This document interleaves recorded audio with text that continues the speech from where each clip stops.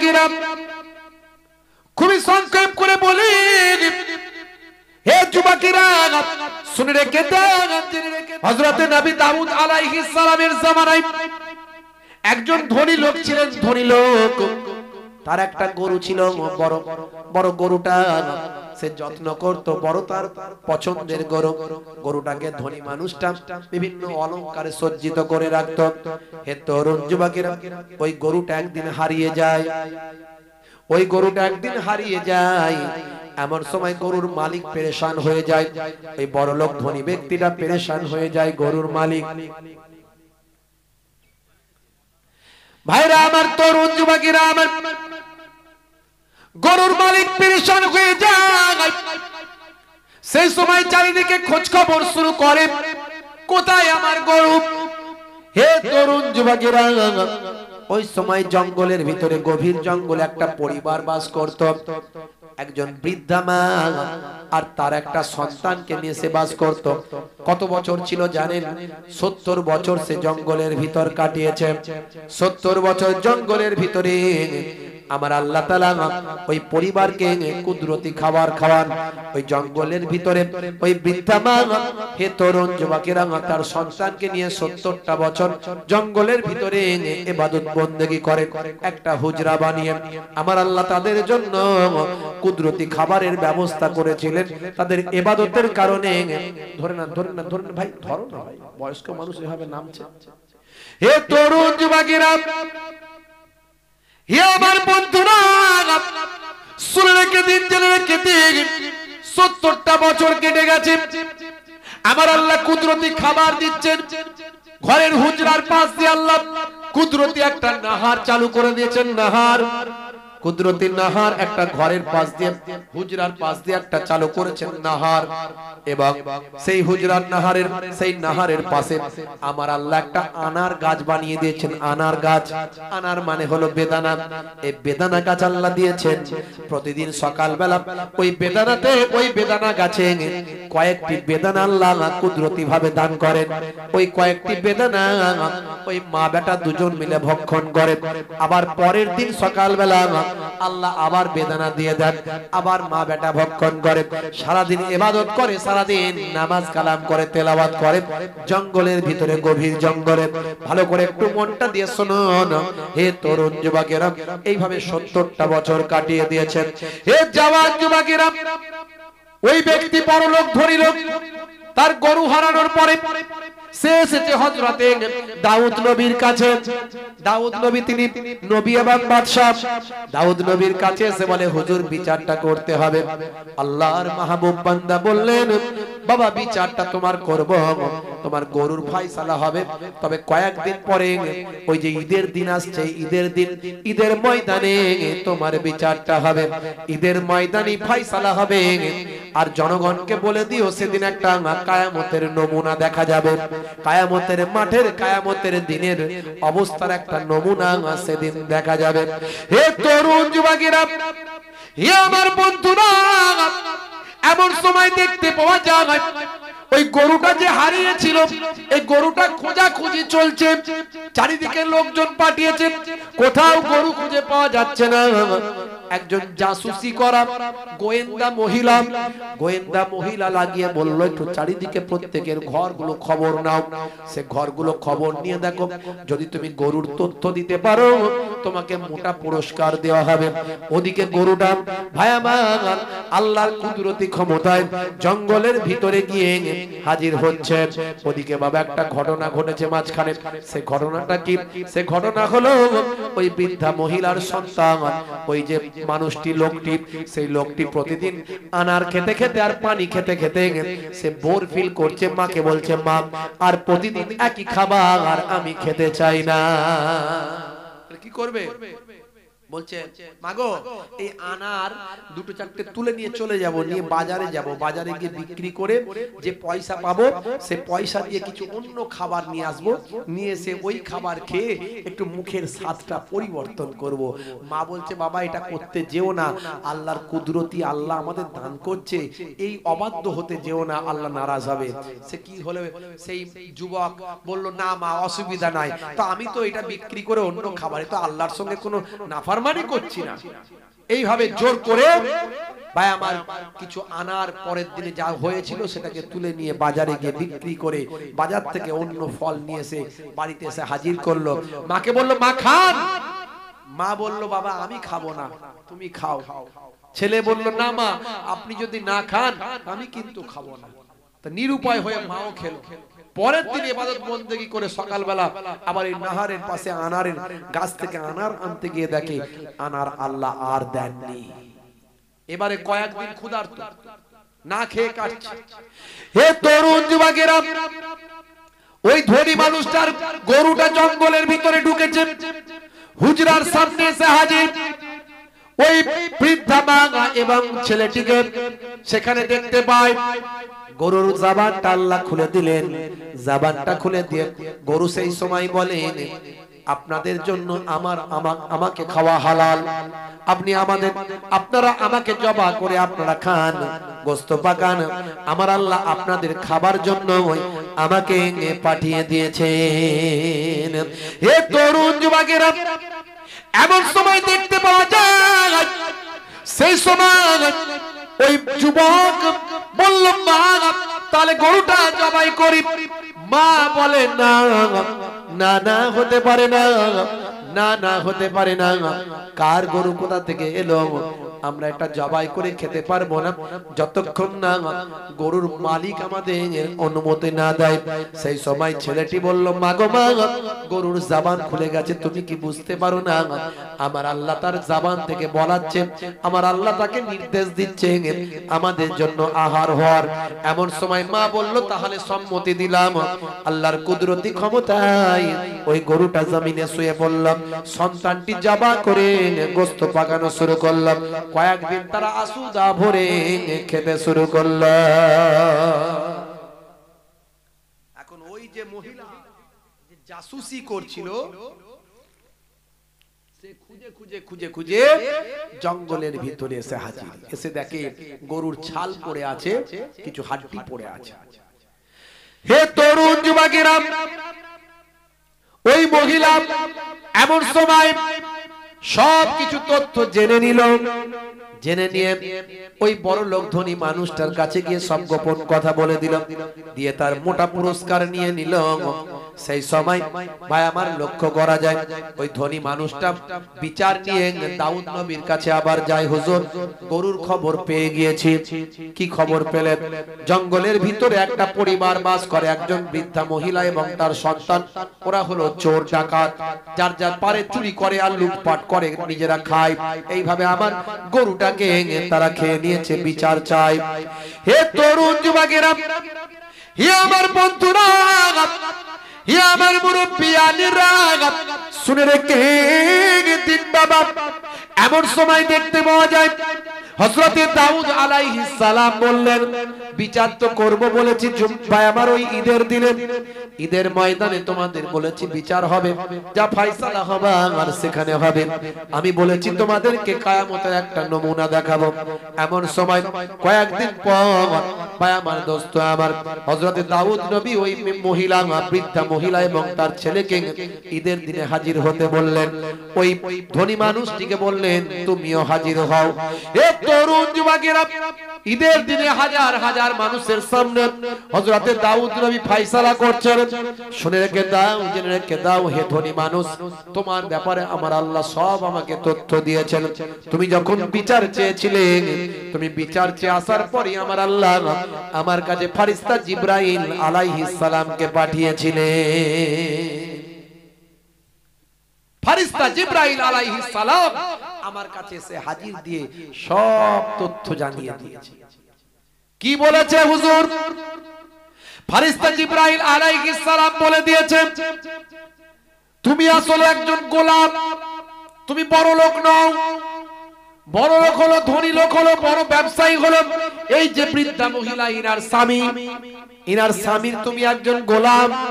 সিরিয়ায় ব্যবসা করতে গিয়েছিল ইনার স্বামী, তুমি তার সরলতার সুযোগ নিয়ে তাকে হত্যা করে তার সমস্ত মাল সম্পত্তি বিক্রি করে তুমি আজকে ধনী লোক হয়ে গেছো।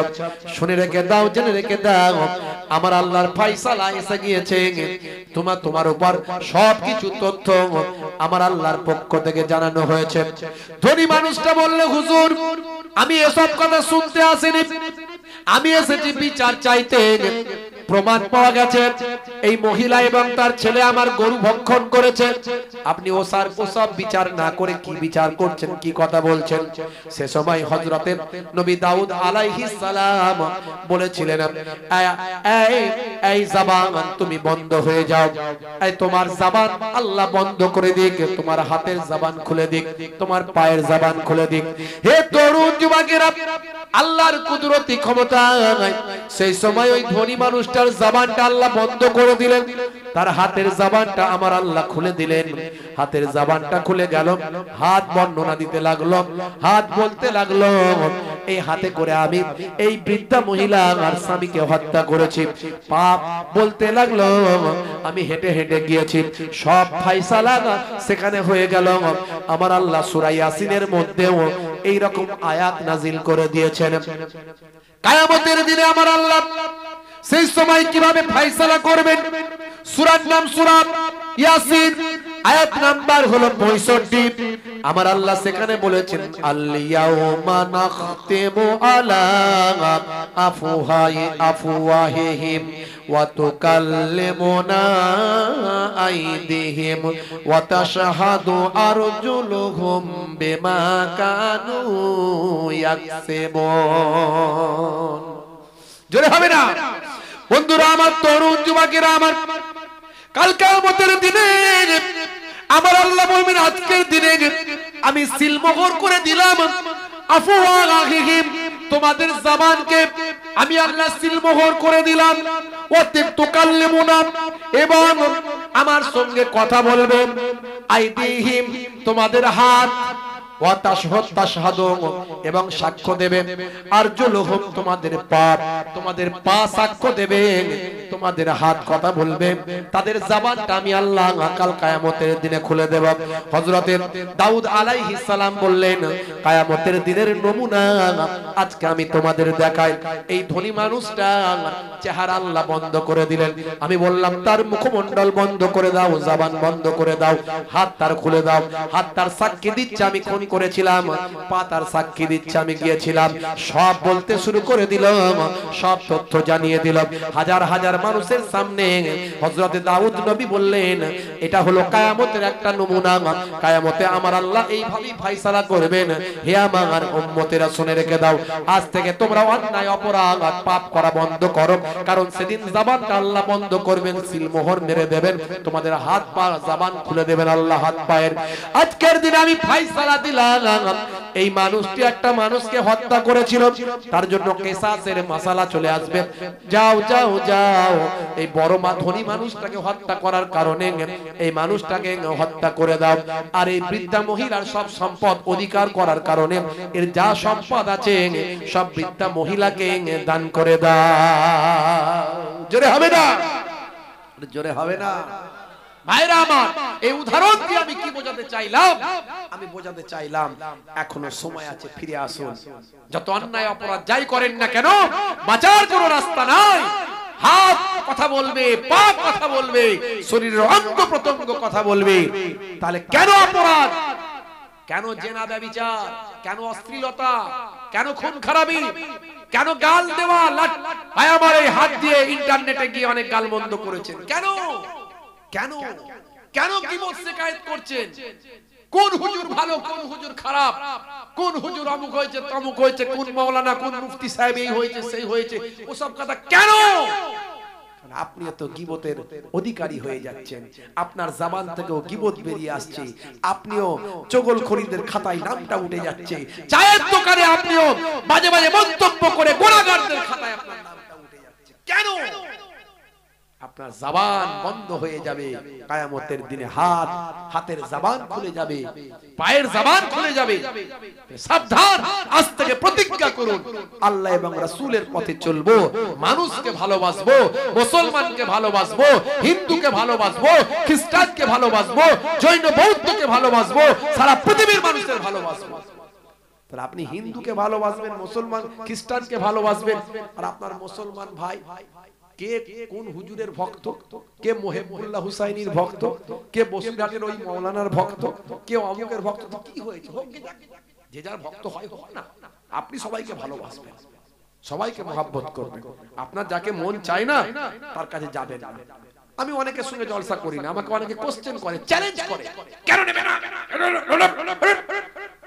দূর ভাই আমি কি তোমার বাঁধা গোলাম নাকি আমার মন যায় না নিই না এটা আমার ব্যক্তিগত পার্সোনাল ম্যাটার এটা ইসলামে এখতিয়ার দেওয়া হয়েছে আমার ব্যক্তিগত অধিকার দেওয়া হয়েছে আমি কোন জায়গায় যাব খিদিরপুরে জলসা নেব কি নেব না এটা আমার এখতিয়ার আল্লাহ দিয়েছে এখানে আমি যদি বলি খিদিরপুরে আমি যাব না কেন যাব না আমি বলতে পারবো না আমার মন যায়নি যাব না এখানে তোমার চার্জ করার অধিকার নাই কেন আবু হুজুরের সঙ্গে দাওয়াত নেবেন না ওই বক্তার সঙ্গে কেন দাওয়াত নেবেন না না ভাই আমার মন চাই না আমি নিই না আমি তার বিরুদ্ধে আমার কোনো কমপ্লেইন নাই আমি গালমন্দ করি না একটা কটূক্তি তার বিরুদ্ধে আমাকে শুনতে পাবেন না আমার জবান থেকে একটা কটূক্তি আমার জবান থেকে শুনতে পাবেন না কারো বিরুদ্ধে কারণ অনেকে আবার আমাকে বলে একটু না বললে হয় একটু বলতে হবে একটু এই করতে হবে এরা বলে ওদের বিরুদ্ধে বলো ওরা বলে ওদের বিরুদ্ধে বলে আমি বলি কারো বিরুদ্ধে বলতে পারবো না কারো বিরুদ্ধে বলতে পারবো না যাদের কথা বলছো তারা সব জ্ঞানী মানুষ তারা সব জ্ঞানী সব জানে তারা সব জ্ঞানী মানুষ তারা আল্লাহর কাছে তাদের বলে দেবে কেন তারা বলেছে কি করেছে না করেছে কিন্তু আমি ভাই কারো কথা বলতে পারবো না আমার কাউকে পছন্দ হয় না আমি তার সঙ্গে থাকি না মিটে গেল ঝামেলা ভাইরা আমার আখিরি জামানা আমি বলি তাই যারা বলেন যে আমাকে ভাইজান ভাইজান করেন যারা আমাকে বলেন ভাইজান আপনাকে ভালো লাগে আমি বলি সাবধান যদি আমাকে ভালোবাসেন তাহলে অন্তত আমি যে থিওরিটা ফলো করি সেটা ফলো করুন বাঁচবেন কঠিন পরিস্থিতি সকালবেলা আল্লাহর নবী বলেন সকালবেলা মুসলমান ঈমানদার থাকবে সন্ধ্যাবেলা কাফের يصبح الرجل مؤمنا ويمسي كافرا ويمسي مؤمنا ويصبح كافرا يبيع دينه بعرض من الدنيا মানুষ সকালবেলা মুমিন থাকবে সন্ধ্যাবেলা কাফির হয়ে যাবে সন্ধ্যাবেলা কাফির থাকবে সকালবেলা মুমিন হয়ে যাবে তারা দ্বীনকে বিক্রি করে দেবে দুনিয়ার স্বার্থে আমার গদির জন্য আমার চেয়ারের জন্য আমার হুজুরির জন্য আমার মাওলানাগিরির জন্য আমার পীরগিরির জন্য আমাদের ঈমানটাকে দ্বীনটাকে আমরা বিক্রি করে ফেলবো আখেরি জামানা কঠিন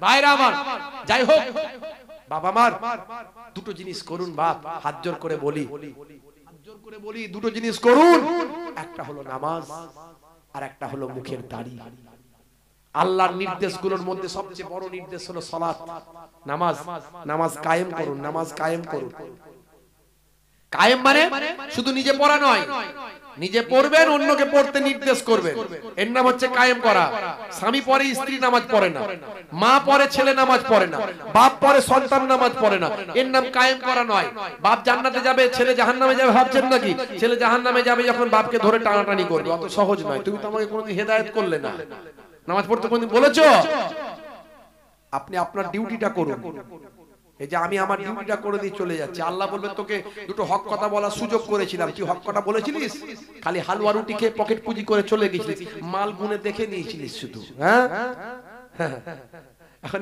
এই মাল গুনে দেখা নিয়ে অনেক রকম ঝামেলা বুঝতে পারছেন এদিককারের হুজুররা শুধু ফতোয়া দিচ্ছে একদম ধার্য করা যাবে না হারাম আবার এদিককারের হুজুর যখন হুগলি মেদিনীপুর 24 পরগনা আপনার মেদিনীপুর হুগলি শেষে যায় ওখানকার লোক আমাদেরকে রিপোর্ট দিচ্ছে হুজুর ওদিককারের হুজুর যারা বলে হারাম তারা আমাদের এত টাকা নিয়ে গেছে জানেন তো সর্বনাশ করে শিগগির ভাই বলছে হ্যাঁ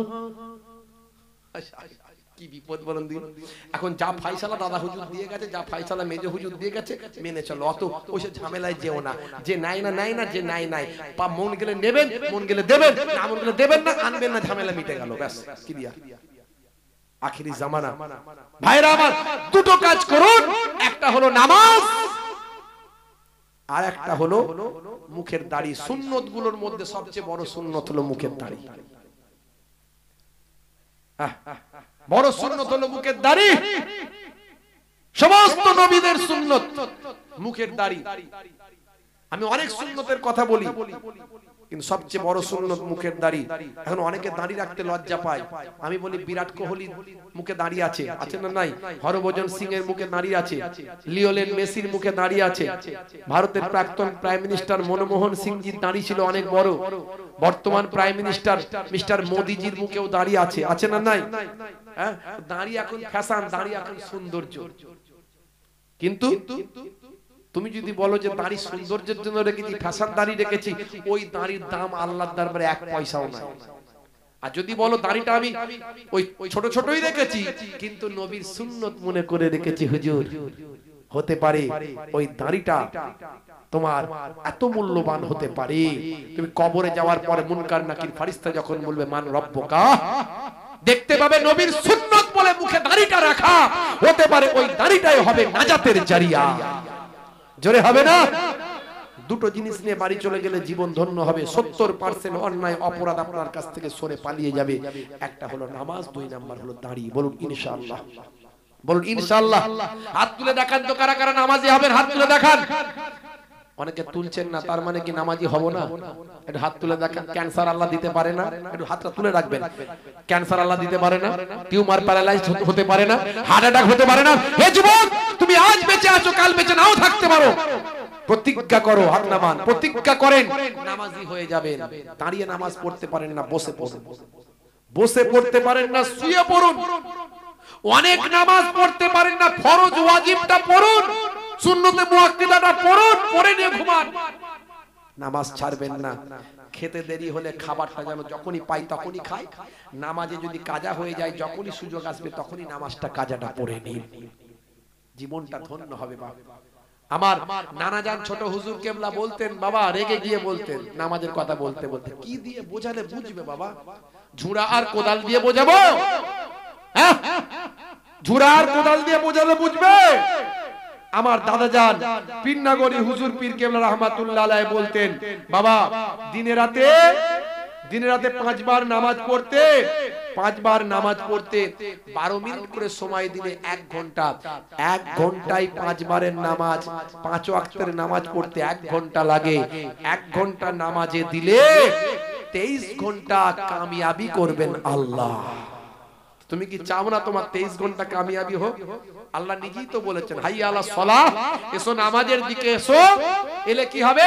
হাইয়া আলাল ফালাহ, আমি আল্লাহ তোমাকে কামিয়াবি দান করে দেব।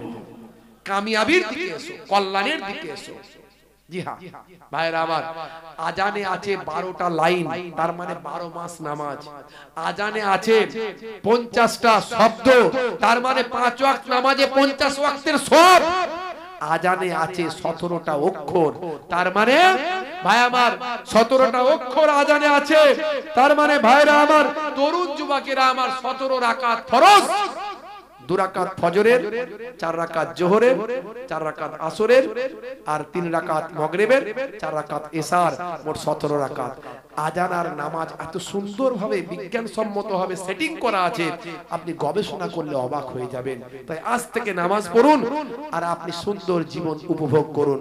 ওয়াক্ত যে হলো ওযু করো, মসজিদে চলো, খোদার হুকুম পালন করো, নামাজটা পড়ো। ওয়াক্ত যে হলো ওযু করো, মসজিদে চলো, দিন রাত 5 ওয়াক্ত নামাজ পড়লে পাবে ভাই জান্নাত। জোরে হবে না?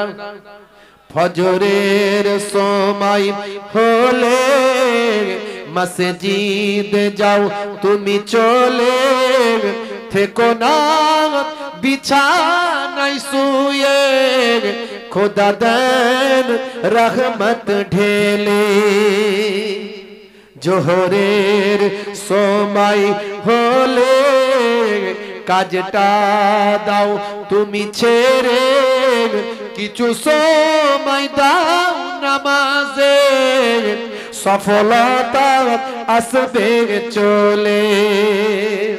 মাগরিবের ওয়াক্ত আসিলে মসজিদে যাও তুমি চলে, কবরের আযাব থেকে মুক্তি প্রভু দেবে। ওয়াক্ত যে হলো ওযু করো, মসজিদে চলো, খোদার হুকুম পালন করো, নামাজটা পড়ো। ওয়াক্ত যে হলো ওযু করো, মসজিদে চলো, দিন রাত পাঁচ ওয়াক্ত নামাজ পড়লে পাবে ভাই জান্নাত। বলুন না ইনশাআল্লাহ। আমার মায়েরা বোনেরা, আপনারাও নামাজ ছাড়বেন না। নামাজ সবাইয়ের জন্য, রোজা সবাইয়ের জন্য। মায়েরা বোনেরা দুটো কাজ করবেন, স্বামীর দেখাশোনা খেদমত। স্বামী যেন না বলে আমার স্ত্রী আমার কথা শোনে না, এটা যেন না হয়। আর 3 না 4 নাম্বার হলো একটু পর্দা, বাইরে যদি একান্তই বেরোতে হয় মোটা চাদর মোটা ওড়না গায়ে দিয়ে নিজের সম্মান ইজ্জতকে বাঁচিয়ে বাইরে বেরোবেন। প্রয়োজন হলে বেরোবেন, না হলে বেরোবেন না। এই 4টে কাজ করলে 8টা জান্নাতের দরজা আল্লাহ খুলে দেবেন। জোরে বলুন সুবহানাল্লাহ। ভাইরা আমার, যাই হোক আপনাদের কাছ থেকে বিদায় নেব। যাওয়ার আগে একটুখানি আপনাদের এই পাক মাহফিলের জন্য একটু বলবো। একবার মহাব্বতের সঙ্গে দরুদ শরীফ আল্লাহুম্মা।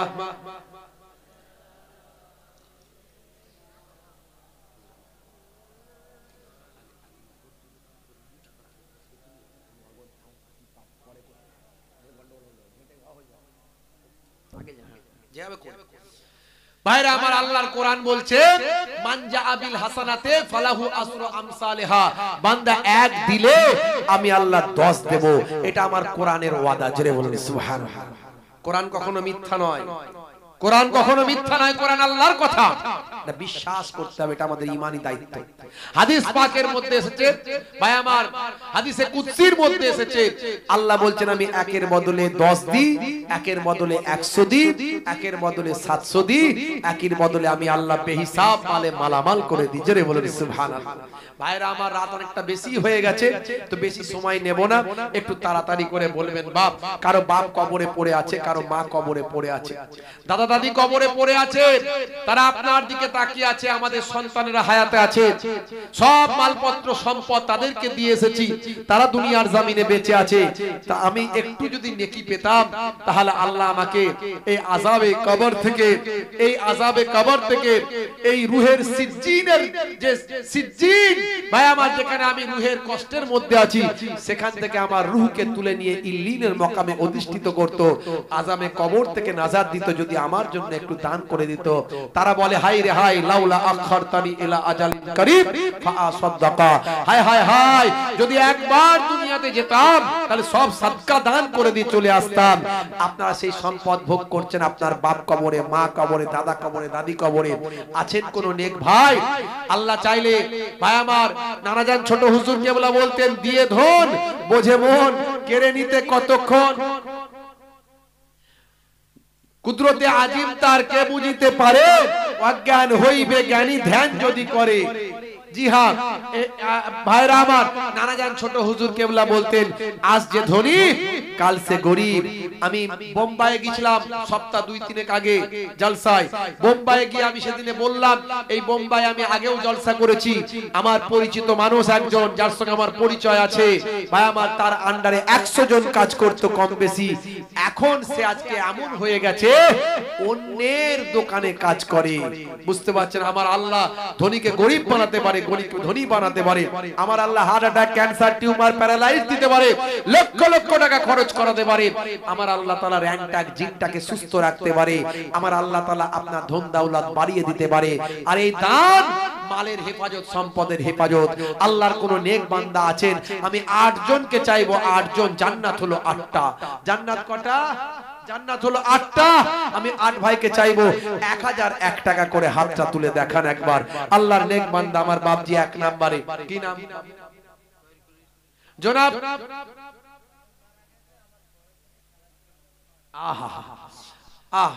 আমার বাপজি হাত তুলেছে 1 নম্বরে, আমি সবাইয়ের জন্য দোয়া চাইবো, তরিকুল ভাইয়ের জন্য দোয়া চাইবো। 2 নম্বরে ওখানে ভাই কি নাম, জনাব রবিউল সাহেব 2 নম্বরে মাশাআল্লাহ। 3 নম্বরে কি নাম ভাই বলেন, জনাব ইসমাইল ভাই 3 নম্বরে, আরে বলুন মারহাবা, নারে তাকবীর। 4 নম্বরে কে আছেন হাত তোলেন, আমি 8 জনকে চেয়েছি, জান্নাত 8টা মাশাআল্লাহ। আমার ভাই কি নাম, সুবিদ আলী সাহেব 4 নম্বরে, জোরে বলুন মারহাবা, নারে তাকবীর মাশাআল্লাহ। 5 নম্বরে কে আছেন হাত তোলেন, মাশাআল্লাহ মাশাআল্লাহ, একটু হাত তোলেন। 5 নম্বরে কে আছেন, কি গো আল্লাহর বান্দা ধনী জ্ঞানী ভাই, কারবারি ব্যবসায়ী, আপনার সম্পদ সব আপনার নয়, এখানে দ্বীনের ইসলামের হক আছে, এখানে আপনাকে দিতে হবে, তবে আপনার সম্পদ বাড়বে। আর এখানে কৃপণতা যদি করি, দ্বীন ইসলামের ক্ষেত্রে কৃপণতা করলে সম্পদ আল্লাহ কমিয়ে দেবেন। আল্লাহ সম্পদ দিয়ে লক্ষ্য করেন যে সম্পদকে আমার দ্বীনের পথে ইসলামের পথে ব্যয় করে। দোয়া আল্লাহুম্মা আমিন। আমার মাবুদ আমার আল্লাহ, এই গভীর রাত্রিতে দুনিয়ার সমস্ত অফিসগুলো বন্ধ, তোমার অফিস খোলা। গভীর রাত্রিতে তোমার 4 জন ভাইকে হাত তুলতে দেখেছি মাবুদ। তোমার ফেরেশতারা এখানে সাক্ষী আছে, তোমার ফেরেশতাদের ক্যামেরা লিপিবদ্ধ হয়ে গেছে, কিরামান কাতিবিন লিপিবদ্ধ করে নিয়েছে। আমার মাবুদ, গভীর রাত্রিতে দুনিয়ার অফিস বন্ধ, তোমার অফিস খোলা মাবুদ। তোমার 4 জন বান্দা পরোয়াসা করে হাত দোকানে তুলেছে। আমার এক ভাই বাপজি আমার তার সন্তান দুনিয়া ছেড়ে বিদায় নিয়েছে, তার বাপ আত্মীয় স্বজন চলে গেছে। আরো যারা হাত তুলেছেন তাদের অনেকের বাপ চলে গেছেন, অনেকে মা গেছেন, অনেকে আত্মীয় স্বজন কবরে পড়ে আছেন। তোমার নবী বলেছেন ইন্নামাল আমালু বিন্নিয়াত, নিয়তের উপর আমল হয়। বান্দা নিয়ত করে করে দান করো। 40 কোটি শুক্রাণুর ভিতরে সব শুক্রাণুগুলো ধ্বংস হয়ে যায়, মারা যায়, কেবল মাত্র একটা শুক্রাণু ডিম্বাণুর সঙ্গে মিলিত হয়। হে তরুণ যুবকেরা, এই একটা শুক্রাণু আর অন্য কেউ নয়, একটা শুক্রাণু ডিম্বাণুর সঙ্গে মিলিত হয়ে আমার আপনার জন্ম হয়েছে। আল্লাহ বলছেন বান্দা শোনো, মাতৃগর্ভের ভিতরে 1 কাতরা নাপাক পানি, যে নাপাক পানিটা শরীর থেকে বের হয়ে গোসল করা ফরজ হয়ে যায়। একবার ভাবুন, চিন্তা করুন, পবিত্র গোসল না করলে ওযু হয় না, নামাজ হয় না। হে তরুণ যুবকেরা, হে আমার বন্ধুরা, ওই নাপাক পানিটা মাতৃগর্ভে থাকার পরে আমার আল্লাহ বললেন আমি সেটাকে জমাট বাঁধা রক্তপিণ্ডে পরিণত করি। সুম্মা কানা আলাকাতান ফাখালাকা ফাসাওয়া, জমাট বাঁধা রক্তপিণ্ড তৈরি হয়।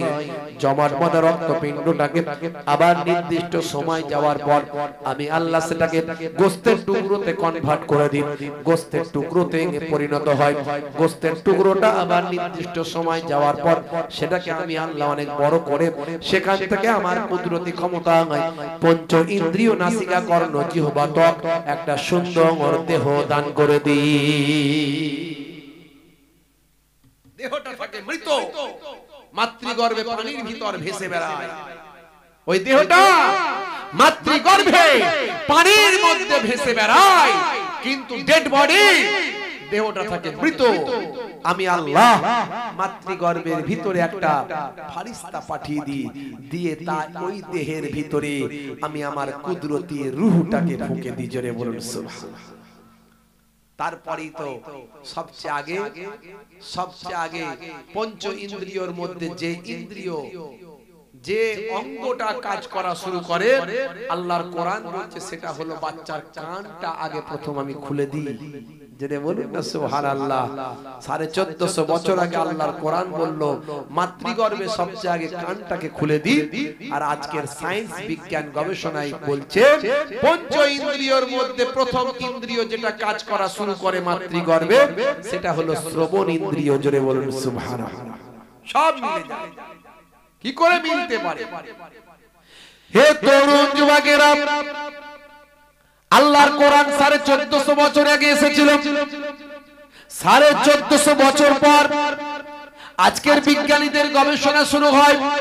হে তরুণ যুবকেরা, 1450 বছর আগে আরবের মরু প্রান্তরে সেদিন কোন ভাই আমার সেদিন কোন ল্যাবরেটরি ছিল না, কোন আল্ট্রাসাউন্ড মেশিন সেদিন ছিল না, কোন রকম প্যাথোলজি ছিল না, কোন রকম গবেষণা কেন্দ্র ছিল না, কোন রকম নাসা ইসরো ছিল না, স্টেথোস্কোপ, ব্যারোমিটার, থার্মোমিটার, মাইক্রোস্কোপ, কোন রকম যন্ত্রপাতি ছিল না।